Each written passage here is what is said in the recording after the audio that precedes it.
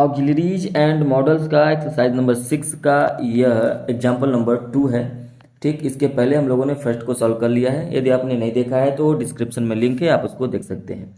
यहाँ पर टीचर और स्टूडेंट जो अंकित है उन दोनों के बीच में कन्वर्सेशन हो रहा है। तो चलिए बिना देर करते हुए स्टार्ट करते हैं। सबसे पहले टीचर कहते हैं कि अंकित यू डैश पे योर फीस टूडे। मतलब ये कहा जा रहा है कि अंकित तुम्हें आज ही अपनी फीस जमा करानी चाहिए। तो ऐसे में क्या यूज करेंगे? वुड, माइट, मस्ट या कुड, किसका यूज करें? तो ऐसे में करानी चाहिए, जो ऑब्लिगेशन है वो 100% होनी चाहिए, तो ऐसे में मस्ट का यूज करेंगे हम लोग। तो यहाँ पे तीसरे में फिल हो जाएगा मस्ट। क्लियर?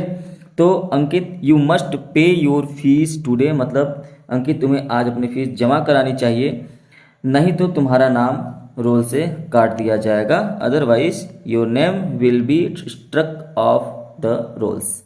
अंकित कहता है कि dash I have extension of 2 days, क्या मुझे और 2 दिन का मोहलत जो है मिल सकता है? तो यहाँ पर वो क्या मांग रहा है? और टाइम मांग रहा है, रिक्वेस्ट कर रहा है। और रिक्वेस्ट करने के लिए हम लोग क्या यूज करते हैं? या तो मे का यूज करते हैं, है ना। तो मे तो यहाँ पे है नहीं, कैन भी नहीं है, लेकिन क्या है? कुड है। तो रिक्वेस्ट के लिए हम लोग कुड का भी यूज कर सकते हैं। तो यहाँ पर हम लोग को ऑप्शन में कुड है, तो यहाँ पर फिल करेंगे कुड। और यहाँ पर देखिए हो जाएगा, मोहलत मांगने के लिए भी हो रहा है कि could I have extension of 2 days more please, क्या मुझे 2 दिन का और मौका मिल सकता है? आगे कहता है कि my father had to go to Lucknow yesterday, मेरे पिताजी को कल लखनऊ जाना पड़ा। And my mother dash not be able to arrange it, और मेरी माताजी जो हैं वो इसकी व्यवस्था नहीं कर पाएंगी। तो ऐसे में यहाँ क्या फिल करेंगे? तो व्यवस्था नहीं कर पाएंगी, तो यहाँ पर भी हो जाएगा वुड। ठीक, तो यहाँ पर आप लिख लेंगे सी में वुड।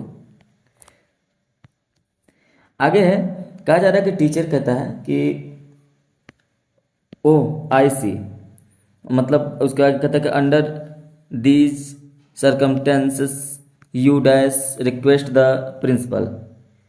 शिक्षक कहते हैं कि मैं समझ गया, है ना। आईसी का मतलब होता है कि मैं समझ गया।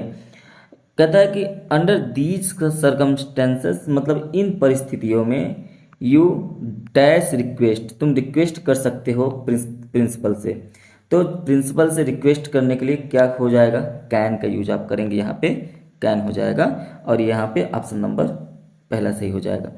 तो कहा जा रहा है कि you can request the principal, तुम प्रिंसिपल से रिक्वेस्ट कर सकते हो, है ना। यदि यहाँ पे मे होता तो मे का भी यूज कर सकते थे। आगे है, फिर अंकित कहता है dash you please recommend my application sir. यहाँ पर भी वो क्या कर रहा है? रिक्वेस्ट कर रहा है ना। तो रिक्वेस्ट करेगा तो यहाँ पे शुड, माइट, मस्ट और कुड 4 ऑप्शन है। इन चारों ऑप्शन में से कुड को ही रिक्वेस्ट किया जा सकता है। तो ऐसे कंडीशन में हम लोग यहाँ पे क्या फिल कर देंगे? कुड फिल कर देंगे।